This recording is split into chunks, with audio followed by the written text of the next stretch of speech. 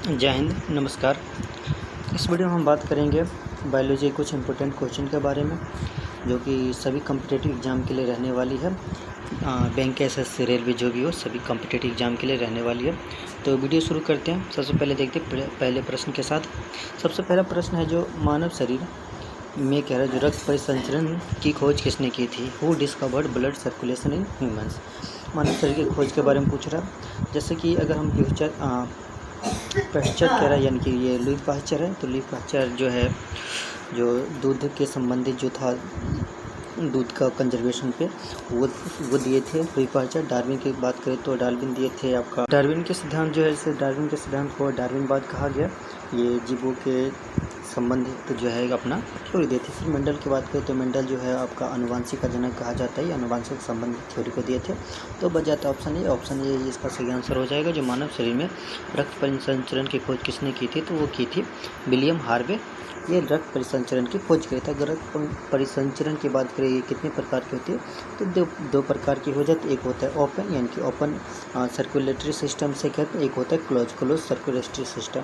अगर ओपन की बात करें तो ओपन का मीनिंग क्या होगा? जिसमें किसी प्रकार के वेसल्स, यानी कि किसी भी प्रकार के वाहिनी, सिराएं, कोशिका नहीं होती। इसमें रक्त का प्रवाह नहीं होता। एक थैलीनुमा आकृति में इसमें रक्त जमा रहता है, तो इसे हम ओपन सर्कुलेटरी सिस्टम यानी कि खुला परिसंचरण तंत्र कह देते हैं। दूसरा होता है क्लोज, यानी कि बंद परिसंचरण तंत्र। इसमें क्या होता है, जैसे कि मानव हो गया या फिर नॉर्मल जो जानवर होता है, इसमें क्या होता है, ये बंद परिसंचरण तंत्र ही पाया जाता है। इसमें वेसल्स के द्वारा, यानी कि कुछ धमनी सिरा के द्वारा क्या होता है, रक्त का प्रवाह होता है। तो ये आपका हो जाएगा आंसर फर्स्ट हो गया। नेक्स्ट देखते हैं, एक के बाद अब नंबर सेकंड दो पे। दो कह रहा है, जो विटामिन B1 की कमी से कौन सा रोग होता है, यानी कि deficiency of vitamin B1 cause है। ऑप्शन फर्स्ट आपका स्कर्वी, फिर है आपका रिकेट्स, फिर है बेरी, फिर है रतौंधी। अगर हम बात करें विटामिन B1 की कमी से, तो ये तो आंसर हो जाएगा बेरी, ये होगा इसका आंसर। अगर हम बात करें ऑप्शन फर्स्ट के स्कर्वी, तो स्कर्वी विटामिन, ये हो जाता है विटामिन C की कमी से। फिर अगर हम बात करें रिकेट्स की, तो ये हो जाता है विटामिन D की कमी से। विटामिन डी की कमी से ये रिकेट्स नामक रोग होता है। रिकेट्स में क्या हो जाता है, आपकी हड्डियां जो होती है कमज़ोर हो जाती है, या इसमें क्षरण होने लगती है, तो रिकेट्स हो जाती है, हड्डियों से संबंधित ये बीमारी हो जाती है। अगर ऑप्शन डी की बात करें तो ये होती है रतौंधी, ये हो जाती है विटामिन ए की कमी से, ये आपका रतौंधी रोग हो जाता है। इसमें रात के समय दिखना बंद हो जाता है। नॉर्मल इंसान रात में थोड़ा बहुत देख पाते हैं, लेकिन जिसको रतौंधी की बीमारी होती है, यानी कि नाइट ब्लाइंडनेस होती है, वो बिल्कुल भी नहीं देख पाती है। तो दो हो गया। दो के बाद अब हम चलते हैं नंबर थर्ड पे।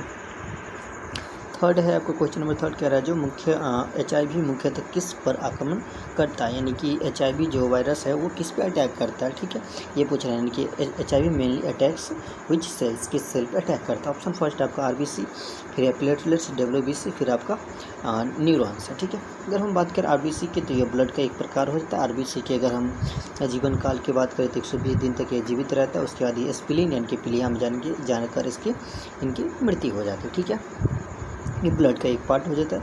प्लेटलेट्स की बात करें तो ये भी ब्लड का एक पार्ट होता है, और ये क्या कहते हैं, ब्लड क्लोटिंग में भी हेल्प करते हैं। जैसे कट उठ जाता है तो ये ब्लड को क्लोट करनी है, थक्का बनाने में प्लेटलेट्स ही हमारी मदद करते हैं। ठीक है, और उसके बाद है WBC, तो इसका आंसर ये आपका यही हो जाता है WBC, यानी कि जो HIV रोग जो होता है वो WBC पे अटैक करता है। और मुख्यतः WBC में भी T लिम्फोसाइट जो होता है, T सेल जो होता है उस पर अटैक करता है। और ये T लिम्फोसाइट क्या करता है, ये एंटीबॉडी बनाते हैं, एंटीबॉडी को बनाने से रोक देता है। एंटीबॉडी का कार्य क्या होता है, जो आने वाली बीमारियों से लड़ना, और इस बीमारी से लड़ने वाले कारक को ये समाप्त कर देती है। इसलिए HIV को एक खतरनाक बीमारी भी माना जाता है, क्योंकि इसमें जो हमारे शरीर के अंदर एंटीबॉडी बनती है, जो आने वाली बीमारियों से लड़ती है, वो इसमें ही वही खुद मारा जाता है। ठीक है, तो इसका 3 का आंसर आपका WBC हो गया या T लिम्फोसाइट।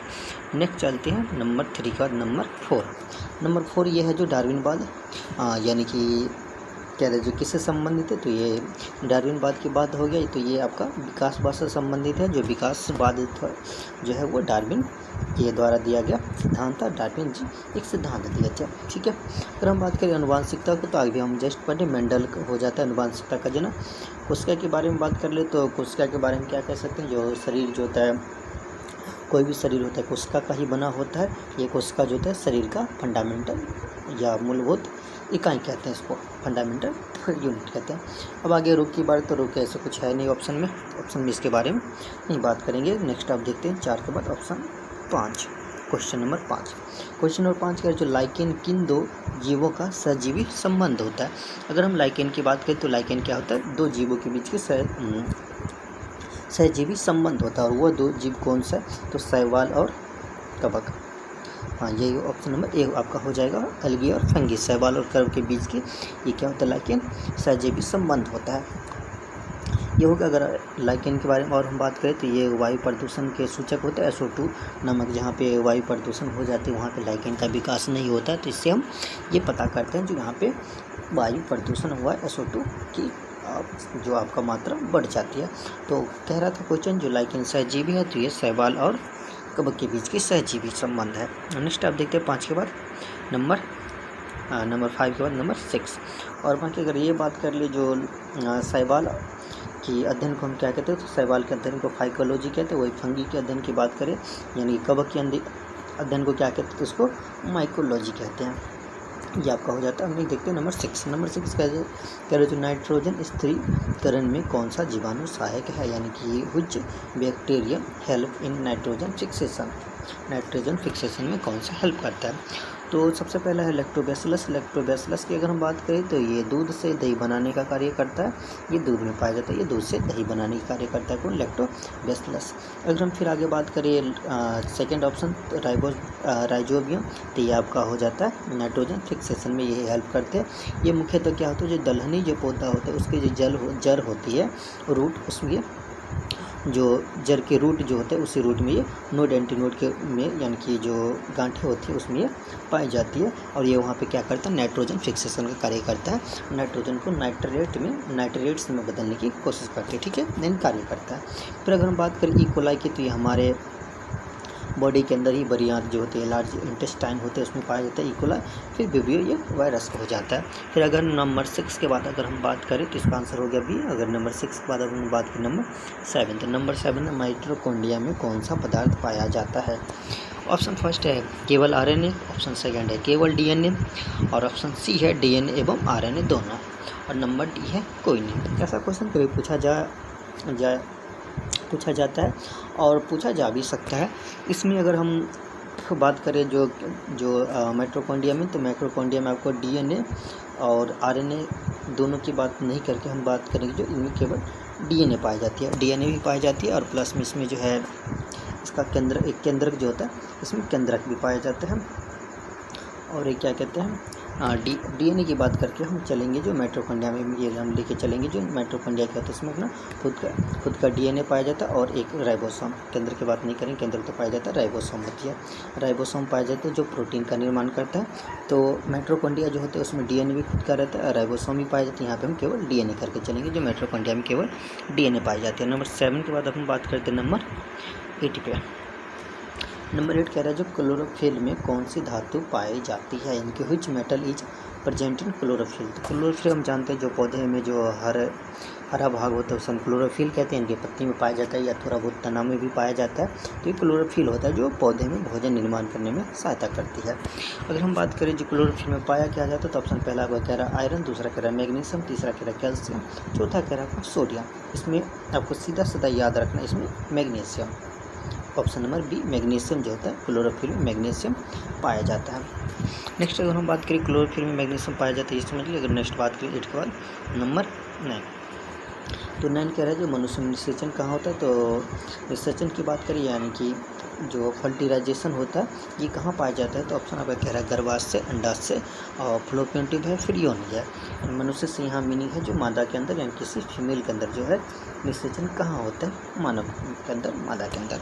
तो अगर हम बात करें निषेचन की तो ये आपका फ्लोपियन ट्यूब में होता है। इसमें अंडाशय, गर्भाशय या योनि नहीं होता। फ्लोपियन ट्यूब जो होता है उसके अंदर क्या होता है, हमारा निषेचन होता है। यहीं पर आपका नर का भाग स्पर्म और जो मादा का भाग हो गया ओवम, दोनों आपस में मिलकर क्या करता है, निषेचन करता है। फिर उसके बाद बोन से के बाद जो बेबी का निर्माण होता है, बेबी का फॉर्मेशन होता है। तो आपका 9 का ऑप्शन हो जाएगा फ्लोपियन ट्यूब। 9 के बाद हम बात करते हैं 10 नंबर 10 कह रहा है जो पेसमेकर मानव शरीर में, पेसमेकर आपको कह रहा है जो मानव शरीर के किस अंग से संबंधित है, तो पेसमेकर ये जो कह रहा है एसोसिएटेड विथ विच ऑर्गन, किससे संबंधित है, तो मानव का अगर हम पेसमेकर की बात करें तो ब्रेन से संबंधित नहीं है और हृदय की बात करें तो हृदय इसका आंसर हो जाएगा। पेसमेकर का संबंध किससे है, तो हृदय की इससे है। यानी कि जो हम कहते हैं जो हृदय का धड़कना जो होता है, हृदय की जो धड़कन होती है तो वो पेसमेकर के कारण ही होता है। तो हृदय में पेसमेकर लगाया जाता है, ये हृदय की धड़कन के लिए। आगे है लंग्स, फेफड़ा। तो फेफड़ा हमें पता है जो ऑक्सीजन या कार्बन डाइऑक्साइड का जो आदान प्रदान होता है फेफड़ा में होता है, यानी कि वायु का आदान प्रदान फेफड़ा में होता है। वृक्क यानी किडनी की बात करें तो ये यूरिन का निर्माण करता है, प्लस ब्लड का प्यूरिफिकेशन करता है, कौन, वृक्क करता है। तो नंबर 10 हो गया। नंबर 10 के बाद हम चलते हैं नंबर 11 पे। अगर हम नंबर 11 की बात करें तो ये आपका नंबर 11 जो है SW के रूप में रहेगा। 10 तक की क्वेश्चन है। अगर नंबर 11 की बात कर ले तो एक बार मैं क्वेश्चन पढ़ दे रहा हूँ। नंबर 11 कह रहा है जो कौन सा हार्मोन को फाइट और फ्लाइट हार्मोन कहता है, यानी कि लरो उरो जो हार्मोन होता है वो कौन किस हार्मोन को कहता है। ऑप्शन आपका इंसुलिन है, एड्रेनलिन है, थायरोक्सिन है, प्रोलैक्टिन है। तो आपको इसका आंसर कमेंट बॉक्स में देना है जो लरो और उरो हार्मोन किस हार्मोन को कहा जाता है। धन्यवाद, मिलते हैं नेक्स्ट वीडियो में।